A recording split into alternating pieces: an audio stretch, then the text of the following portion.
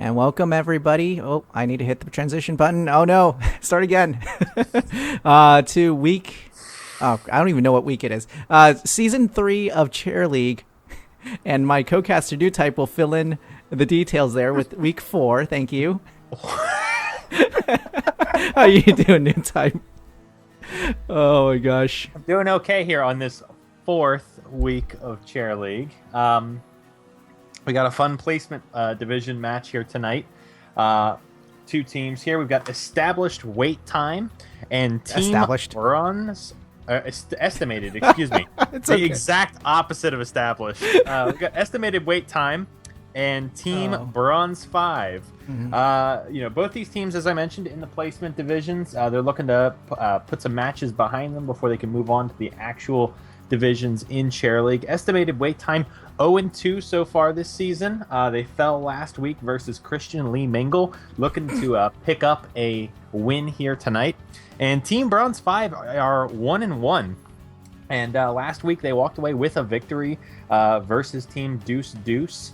And they're looking to continue that win streak and establish themselves into a good division here moving forward. Mm-hmm. And our teams are especially set up tonight, and the map has already been picked. It's going to be Infernal Shrines, not War. I keep trying to say Warlords. Warhead Junction. Warhead. What is it? Warhead Junction. Thank you. Correct. Okay. Yeah. No, it's I was stunned. We were talking before the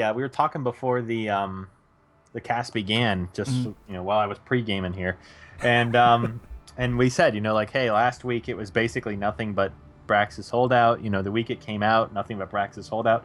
What's the chance of Warhead Junction here tonight? And we agreed. Where'd we end up? Like, I said 80 or 90%. Yeah, we thought people would be hankering for that map, and it turns out our first match here tonight is not going to be on that map.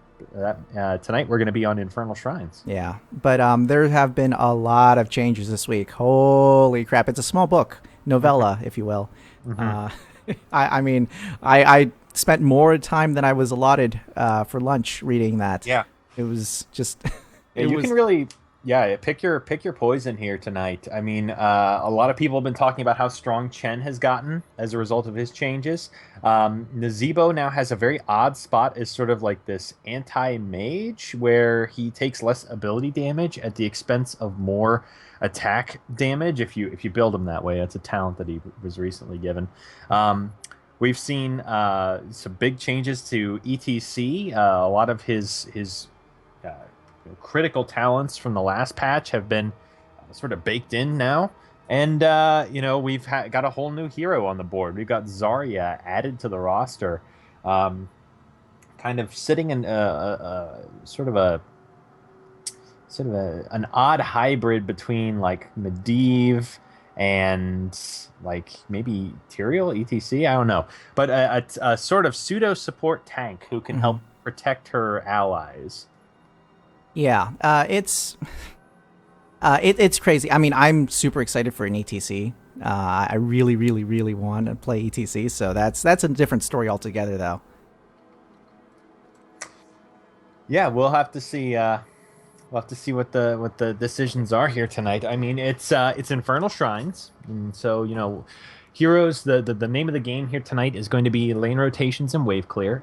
It's a fairly big map. You got 3 lanes to deal with, and you've got to respect the objective. You've got to clear out the guardians at the shrine objectives, and that Punisher will win the game for you if you're not careful. Yep. I mean, strong pushes are still very effective. I think we're going Sylvanas. What do you think? Make it through the first round?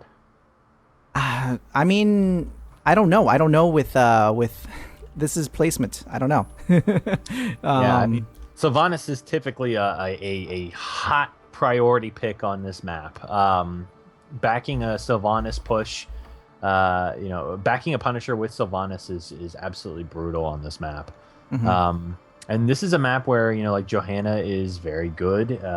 Heroes with, tanks and other heroes with wave clear are actually prioritized harder on this map than they would be on most other maps. And we're gonna see. I mean, are we gonna see Sergeant Hammer, that dangerous range covering that whole area around the shrine? We'll find out soon enough. Yep. We should be starting very shortly here. I'm going to go ahead and transition us over to the drafting screen. And we're going to be back on Infernal Shrines here.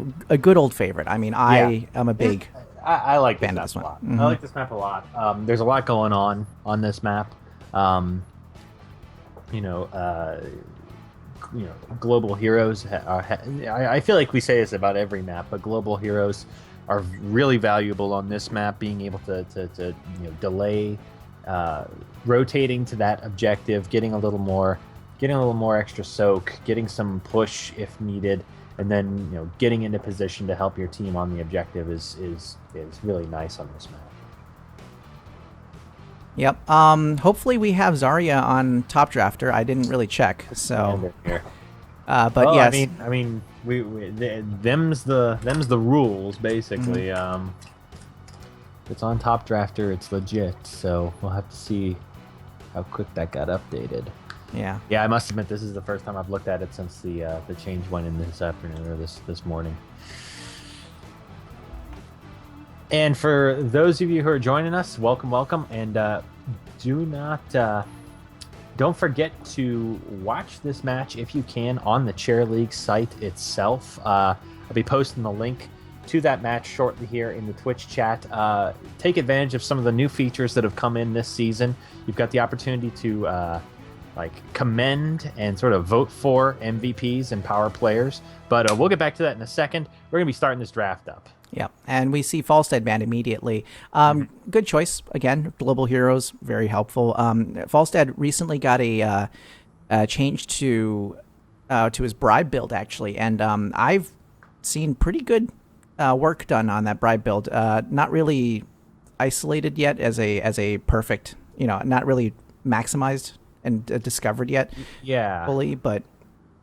I've seen a lot of folks go for that early on and then transition into a more traditional mage stad build as the build develops.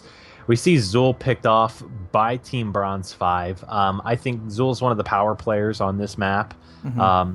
He really is an irritant and is really good at clearing out that shrine location. And there's Sylvanas, as we said early. I mean, it's hard to get her. It's hard to ignore her on this map. She's got the wave clear to help at the shrines. She's got the push potential to help with the Punisher. She's great all around. And Kerrigan, this map put Kerrigan on the map. Damn it, I shouldn't have used that one. Yeah, but you're not wrong. Kerrigan, built appropriately, can absolutely decimate the Shrine Guardians on this map. And it usually makes her one of the first bans or first picks, and we see it again here. So hopefully they can play it to good effect here.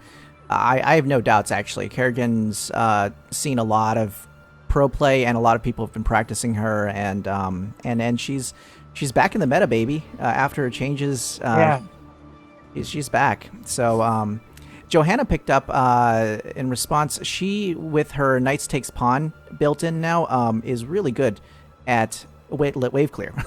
Yeah, and I think Johanna is an adequate response to Kerrigan. I think Muradin is a better overall response, but with the Shrine Guardians in play and with the size of this map, I think Johanna is a good tank for this situation. I mean, it might be a comfort. There's a pick. there's a pick. Oh, yeah. Brightwing to soak the waves, to have that global presence, to take up that support slot, that critical support slot before the ban phase. So and to counter the Kerrigan, I think that's a great pick, and I love the positioning of this pick because now you can choke out healers on Bronze 5. Well, Estimated Wait Time has a great draft so far because they have the ability to pivot. They have a specialist, they have their tank, and they have their healer. Their two assassins which I assume they're going to be 2 assassins. We don't know. Could be 2 tanks, but most likely it's going to be 2 assassins. They have the opportunity to pick whoever is good against the opposing team.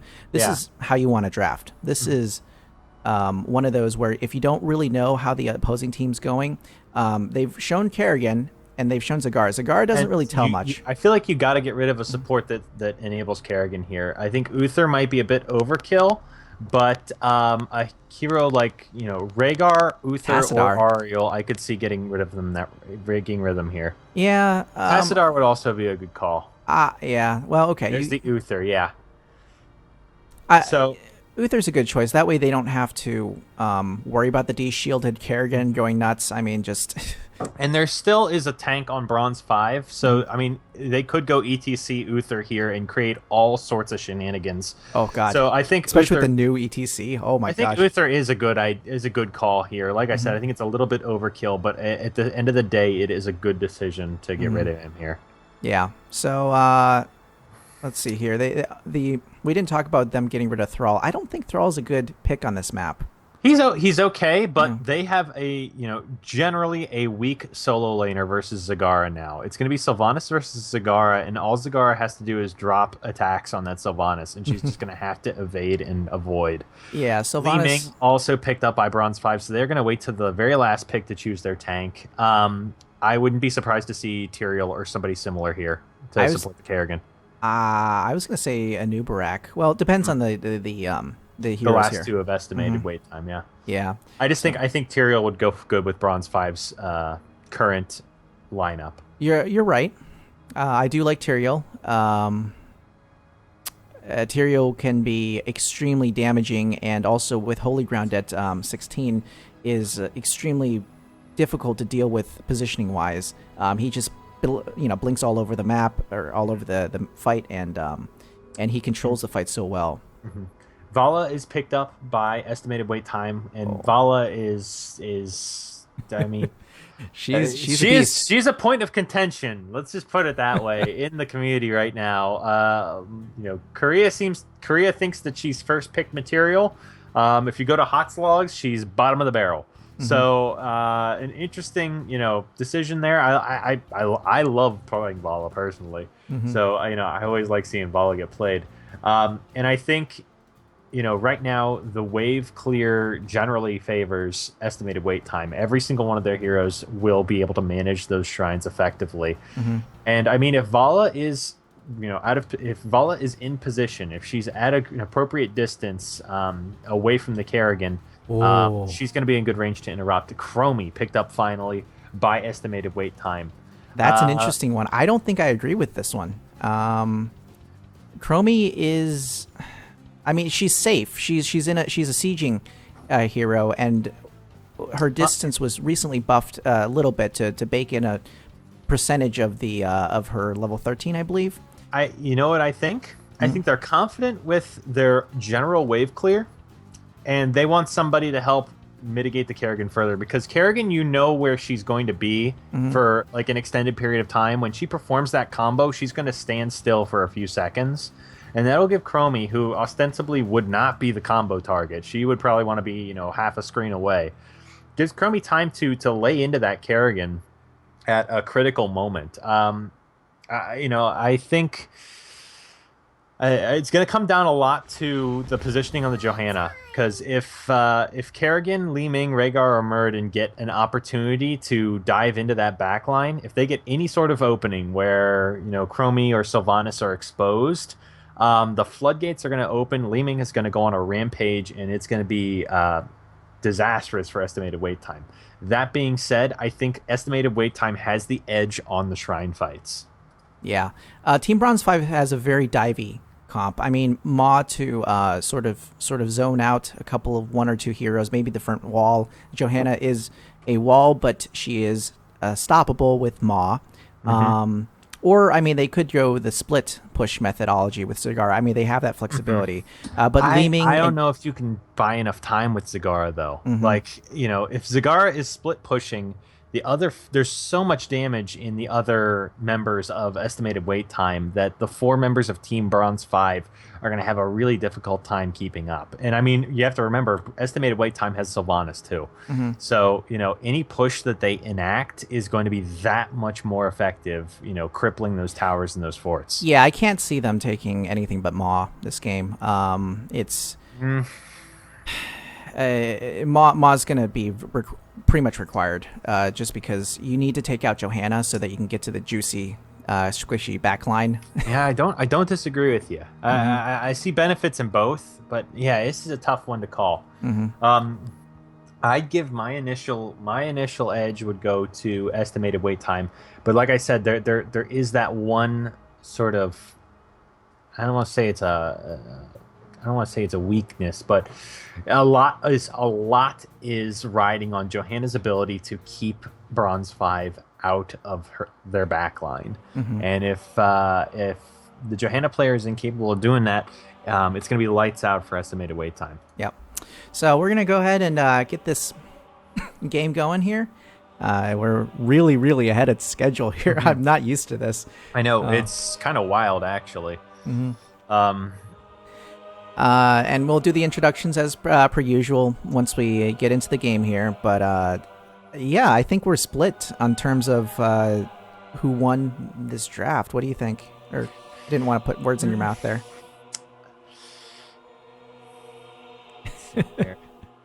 Yeah, I mean, honestly, I would be scared to play against either of these teams if I was in quick match. And this is very even to me.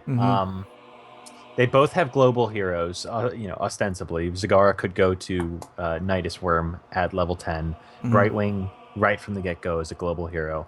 I would give the edge a little bit to estimated wait time. I think having Sylvanas on your side during a Punisher push is absolutely crippling.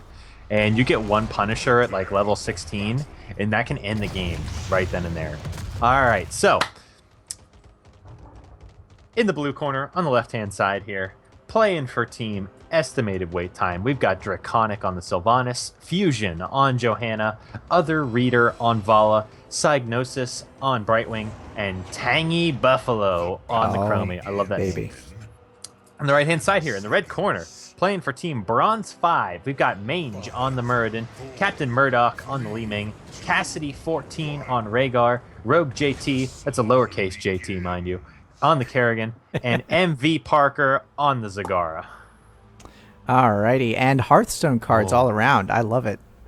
Look at this cheeky stuff here. Yeah, going for a tower dive at the bot lane. Yeah, can I just say, like, the mount synergy is great on these two teams here. Yeah, but here comes Team Bronze 5. They catch a huge Kerrigan combo, and goodbye Sylvanas. Like we said, if the Johanna is not there to mitigate that Kerrigan, it's going to be a picnic.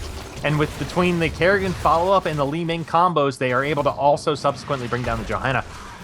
Wow, that's worth it. They don't get the tower. The tower has 26 hit points. You breathe on it and it falls. But that's almost a full level lead right off the bat for Team Bronze 5. Yeah, that's what you call not worth. No. Yeah, they should have. Well, I don't know. How do you scout that out? I think you have Johanna up near the top. Johanna has to be. With Sylvanas taking that tower off, no one is taking damage. So Johanna needs to be in either the smoke or in the vents to the north to see when that rotation is coming, get the dismount with the shield glare, and her team has got to back off. That's something that's tank positioning right there that would have saved the team. Yeah. So a little bit of a mistake here, but that's not the end of the game. I mean, this is not nearly... estimated wait time has almost caught up. They're about a third of a level behind at this point, but no harm, no foul. And, they've got that tower down there. This is the tower economy. They're going to pop that tower when they really need that extra jump in XP. Yeah, Chromie hit by the combo, taking up a huge chunk of damage and is blown up completely. Excellent rotation by Mange and Rogue JT to finish that one off. And you got 4 members of Bronze 5 just starting things up at the shrine while Zagara stays top to continue her push. Yeah, so this is where it sort of gets a little weird about how you drafted versus how you play. I think the draft favors estimated wait time in terms of controlling the point, but the ability for them to just isolate a hero and dive them so hard makes it so that they want to do a 4-on-5 every single one of these. Successfully pushed Team Bronze 5 out, and MB Parker did rotate down to support the Shrine, and we are neck and neck now with 18-21 as the Shrine changes hands yet again. Draconic isolated takes a huge amount of damage, and it is Psygnosis' turn, pardon me, to take the hits, and Johanna is finally brought down after taking a huge pile of fire from a number of members of Team Bronze 5. I want to say took a full Li Ming combo there and some other damage as well. Can I just say this is a level 4 fight. That was a level 4 fight. That was intense. I mean, you usually don't see like such protracted and just so much competition over a level 4 objective here. Chromie taking the initial hit from the Punisher, reduced to almost no hit points, has to back out quickly there, and they're gonna get the front fort wall and probably little else there. Sylvanas is gonna go down at top here, staying in a little too far. This is really scary for estimated wait time. They're going to get the fort as well. They are going to get the fort at bottom. This is great news for Team Bronze 5. They've got a 2-level lead approximately, and they have the level 7 talents now. So let's take a quick peek at those, see if there's anything we're missing. Pretty standard stuff for the most part. We're seeing Lightning Bond on the Rhaegar, which is going to help out substantially at the Shrine locations. I actually like that adaptation from the Rhaegar. And standard stuff all about for the rest. Nothing too surprising or too unusual. Yeah. So with the changes to Vala, this is not the Q build, is it? No. This is the standard bread and butter multi-shot build going on with the Vala. Mm-hmm. Yeah, and a bit of dancing going up at top. Sylvanas has to be very careful there not to incur the wrath of Li Ming and her volleyballs. It looks like they're doing a great rotation to the camps here, and they're just going to go ahead and paint the map red at this point. They stole the forward siege camp and bot, and they're going to go ahead and grab both of their back ones at this point. Great timings on those, by the way. Yeah, both teams have sort of pulled away to do camps. I feel like this is the time for estimated white time to be soaking up those lanes. Really get that XP advantage while Team Bronze 5 is pulled back. Because they need to hit 7, and they need to do it right now because the next shrine will be popping in a minute or so. And Team Bronze 5, almost level 9. If they're feeling really, confident, they could soak to 10 and take the team fight at 10. Mm-hmm. Well, one thing I do want to point out, they're not clearing the creep. There is a lot of creep on this map right now. It is really dangerous. And actually, Sylvanas going down as a result of a 2-man... wow, it was a 2-on-4. Sylvanas was really far forward there. Mm-hmm. Really far forward. And caught the wrath of most of Team Bronze 5 at the top there. Yeah, it really shows the power of Kerrigan. I mean, Kerrigan is extremely powerful in the early game because of her combo. If she can land that combo, she's very dangerous to deal with. And they're dangerously close to level 10, and I don't think they're going to get it with the wave that they've got up top here, but 1 or 2 more hero kills will more or less guarantee this for Team Bronze 5, and as I say that, they finish up anyways. And this is all hands on deck for estimated wait time. They have got to be careful here because there is level 10. We're seeing Ancestral, Maelstrom, Devouring Maw. I think you called it, buddy. They're going to try and get rid of that Johanna and go straight to the back line. Yeah. The problem I sort of saw at the beginning here is the rest of their team is so squishy. I mean... estimated wait time has Johanna as their HP pool. That's it. The other, 4 members add up to maybe another Johanna. Yeah, and they can't take. They really can't take a Kerrigan combo, Li Ming combo. Well, it's the Punisher, really. Look, the Punisher almost killed Chromie. Wow. So, Yeah, they managed to take down the front fort walls. Sorry, keep walls. Yeah, they got the whole top fort and the top keep walls, so really beneficial for them. They've got some goatmen pushing bottom, so you got a sizable wave there. Sylvanas looking to clean that up, and level 10 still not in the pocket yet for estimated wait time. At this point, you've got to really just group up and grab waves as a group. You cannot. The worst thing to do right now is to get isolated and get picked off. Sylvanas has got to be really careful here that they don't go down in her direction. Yeah. Let's see here. I was gonna say, did we see what Johanna got for her 10s? But I just realized that they're not 10 yet. They're not there yet, man. they are hanging on. This is really scary. Fingernails to deter this push. MV Parker taking a bit of a chromie damage, but I don't think they really care at this point. They are just pushing right in with these goatmen. I'd like to point out that there's only, I mean, Ancestral was used just shortly ago, but that last push, only Kerrigan's ult was used. They have all of their other ults up. I mean, that's... Kerrigan's ult's going to be up in 5 seconds, so, if estimated wait time wants to take a fight, they're going to want to do so relatively soon here before Ancestral comes back online. Yeah, so looks like all the ults are picked now. Johanna going in, catches MP Parker, in goes Kerrigan, gets the Wailing Arrow, silenced and polymorph. Kerrigan, this is the turn! The turn is happening! Yeah, they waited too long. They should have gone in without Kerrigan's ult. I mean, had they gone in, the other team would have no...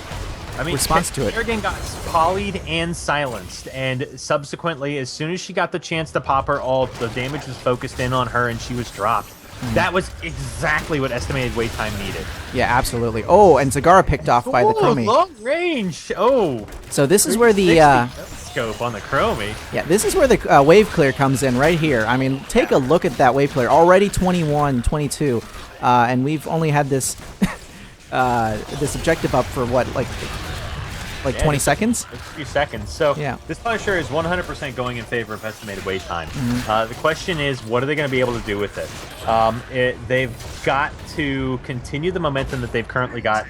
Team Bronze 5 going to have 13 level talents in just a moment here with the next trickling of XP they get.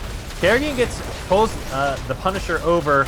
No follow-up from estimated wait time. They're just working the wall down right now as this Punisher is being slowly chiseled down by Team Bronze 5. And they're going to get the front fort wall, but nothing more, really. And I would count that as a win for Team Bronze 5. They're all alive for the most part. Their ults are coming back online within the next few seconds, and they still have that fort and their fountain up and in the mid lane. Oh, and Chromie gets picked off here. That's really bad for estimated wait time. I mean, they had a chance. No, and the follow-up Maw. The follow-up Maw, this is going to be dangerous. Huge damage dump onto the members of estimated wait time. Johanna falls, and Kerrigan Brightwing just barely make it out there. Yeah, I'm quite surprised that only Johanna fell from that one. Sylvanas and Brightwing barely out there. Yeah, that's... I mean, like you said, them being able to isolate Johanna in the... Oh my god, so this Kerrigan is unstoppable. Yeah. Wow.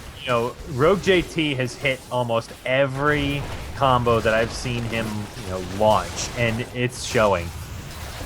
They're getting the picks. They're picking off the right people, and they're stealing camps and making their presence known on the map here. Yeah, this is so one of the things I'm noticing right now is the lack of clear for the creep. I mean, the creep is just down there. It's affording them sight of so much of the map. They can see where the other team is. Like they know, well, at least right now they can see where they are not, and that tells them they knew that there was very little on the map at that point, and Sylvanas being caught out like that just really was not good. Big damage dealt to MV Parker, and MV Parker does go down. That's a breath of fresh air for estimated wait time. That's going to be 30 seconds now before Zagara can even start coming back up. And without Nidus Network, it's going to be a long walk to that shrine at the top lane. Yeah. But we see Team Bronze 5 looking for a quick pick. They absolutely chunked Draconic on the Sylvanas. Wailing Arrow used in defense. Other Reader trying to bail them out with that. Oh my god! Oh my gosh! The Li Ming resets. The Li Ming will not be denied. Li Ming pushing forward as Team Bronze 5. Despite losing Zagara initially in that fight, is able to turn around with that Party Bush surprise and absolutely decimate estimated wait time. Yeah, wow, that was a 4-on-5, and they still won that. In those situations, kids, have Johanna do shield glare that vent. Face checking vents is not a good idea, especially against the Kerrigan Muradin, where if they catch you, they will catch you for a long time and absolutely blow you up.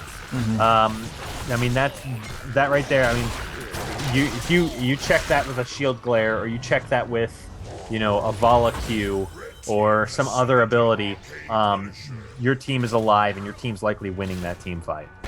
Now, all members of Estimated Wait Time are up now, but this Punisher is looking to get the keep, and I think they're probably going to. Big damage going on to the Chromie, and it is Brightwing that is caught in the Devouring Maw there. Expect huge follow-up on the Brightwing. She blinks away successfully and manages to survive. Good save there from the Brightwing. Yeah, a lot of ults going out early for Bronze 5.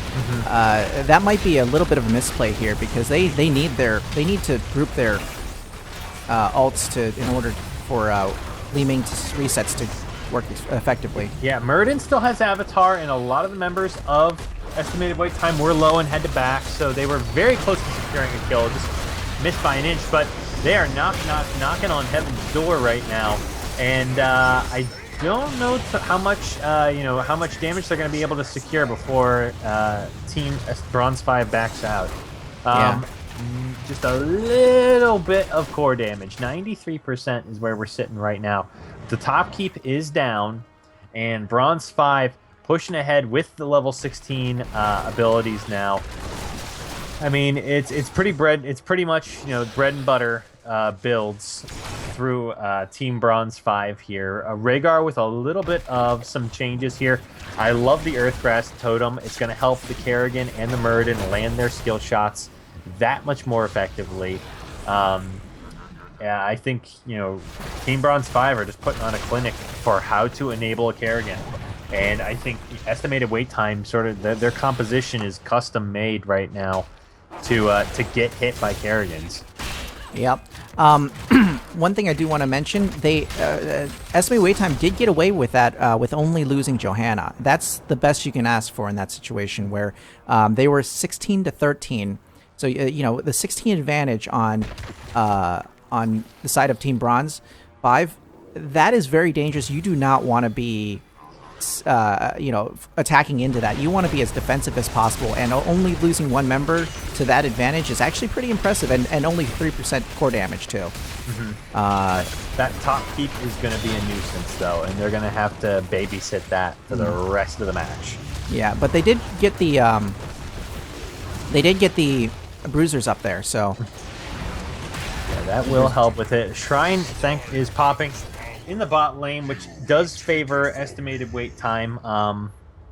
I feel that they right now want to avoid that top lane or mid lane pressure.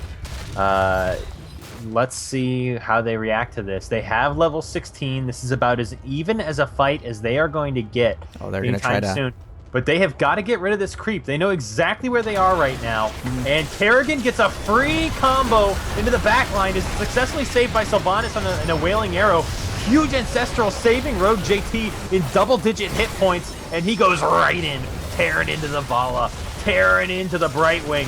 Oh, and Rogue JT smoking him like a bad cigar. Nailing 3 members of Estimated Wait Time.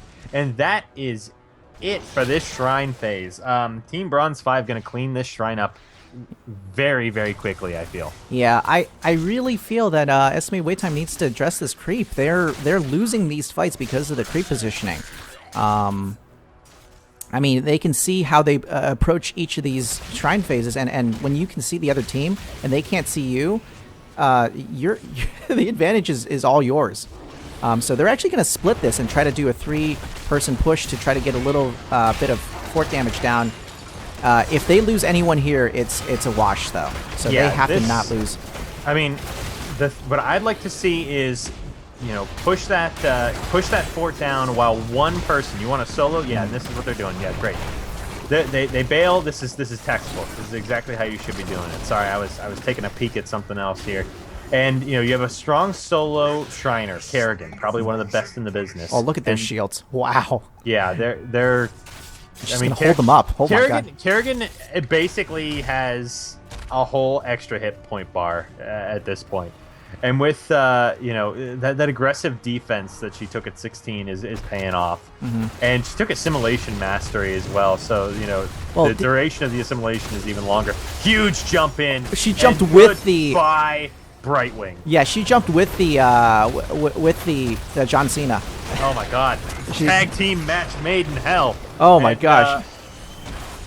Yeah, I think this might be the end of the game. Getting a huge poke onto Draconic. She is held up by the Vala, but a great disengage, and Muradin saving the day. Big Ancestral saving Muradin as well. And with members of Blue Team falling here, Kerrigan did fall. So that's one thing going in favor of estimated wait time. But there is so much damage on the board right now, I don't think they're going to be able to pull this one off. Yeah. So that GG goes out there. Great match. Great hold coming out of estimated wait time, even from 2 objectives lost. Great hold coming out with the one Punisher coming down the top lane and only losing Johanna to that, and that kept them in the game. Let's be honest there. That did not spell the end of the game. Yeah, but that one disastrous engagement you walked into creep into an established position with your opponents in the vents versus a Muradin Kerrigan composition. Like, someone was going to die, and it was just not the people you wanted dying at that time. We saw that last engagement. The creep needed to go down first, and then the whole entry angle had to be readjusted. You can't go in that way if they know you're going in that way. And just a couple, the approaches. Team Bronze 5 was always camped out and ready to go. They knew who their target was going to be in the engagements. They isolated the squishy members, and they absolutely blew them up. It was devastating watching the Kerrigan combos, the Leeming follow-up. Muradin with Give 'em the Axe at 16, crushing with that. And, the synergy for Bronze 5 was on point. Rogue JT, so deep, so many times, catching miracle ancestral heals from Cassidy 14. Oh, yeah. There were some absolutely critical junctures there where the Rhaegar paid off and won the day. But that was a clinic in playing Kerrigan on that map and establishing a Kerrigan presence on that map. And then the decision at the very end to split 4-1 to push down the fort or the keep guaranteed their win, especially with the 20 advantage. I don't know if you noticed, Kerrigan actually went up top to the mid lane to kill a few minions just to get 20.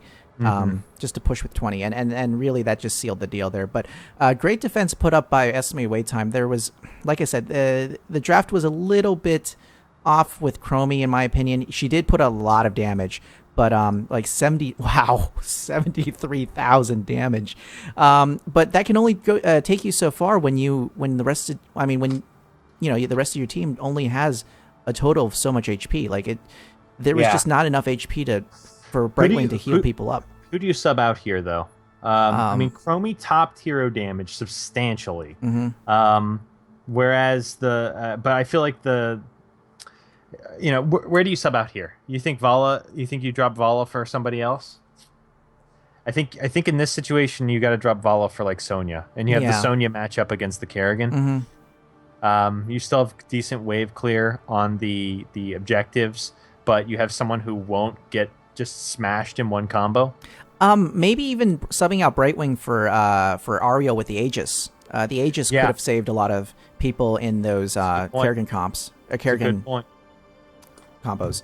Yeah, it's it's hard to say looking back because Chromie did play very well. I do have to say, I mean, I was unenthused to say the least about the Chromie pick, but she did hold her own. I just think with the comp that was given, she didn't quite fit in there. Yeah, no, like the damage she did was good, but like at the end of the day, she was just another target for Kerrigan. Oh God. And she just had all the targets in the world. And at that point, like, if you're a target and the Kerrigan can find you and you give that Li Ming the reset, then you are a liability to your whole team. It's you got to be aware when you're playing against those two, when the kills start ringing out, how bad it's about to get for you. I think the game would have been a little bit different had they cleared the creep. Let's put it that way. There was a lot of creep unaddressed on the map throughout the entire match. I don't know that I saw any creep actually purposely cleared. I don't know if you paid attention to that. Oh boy, I looked around, but I don't recall seeing much deliberate creep clearing either. Yeah, I think that last engagement, every member of Team Bronze 5 contributed, and every member was critical for that last team fight. Like the creep from MV Parker gave them the vision. It allowed Rogue JT to position for the appropriate gank.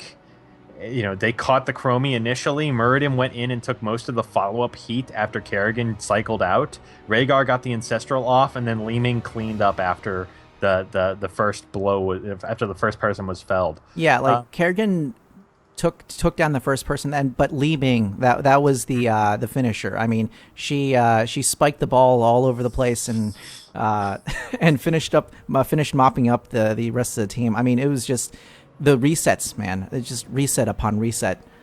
It was.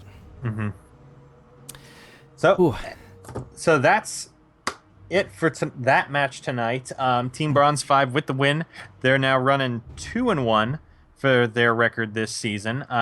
Looking real good. Estimated wait time fallen. They are now 0-3, and we wish them the best of luck next week, and hope they stick with it. So I think that just about does it for us here. Yeah, don't forget to follow us on Chair League site if you liked our cast tonight, and also on Twitch. And you can follow the teams as well if you do go to the chairleague.com match page, which I'll post the link to that in just a second here. If you go to that page, you can follow links to the teams, you can follow links to the casters, you can vote for commending particular players. I know who my vote would be for tonight. I'm not going to reveal that one, but I believe we got another game later this evening that we're going to be casting. It is Mortal Esports versus Thug Money Squad. Pardon me. I don't want to downplay their teamwork there. They're going to be at 6:30 Pacific time, 9:30 Eastern, and we'll be coming back for that. Any other closing thoughts there, Synth? Well, no more promises on puns unless you give us some material. So, I mean, we got some nice ones last week with unlimited breadsticks, but we need some good material to come up with the puns. I'm not a miracle worker here. but do join us this Thursday where we're casting 85 DeLoreans. Oh my gosh, DeLorean's team. Yeah, it's gonna be heavy, Doc. Oh baby. All right. Stay tuned for another match in a little bit, and we'll see you in a little bit.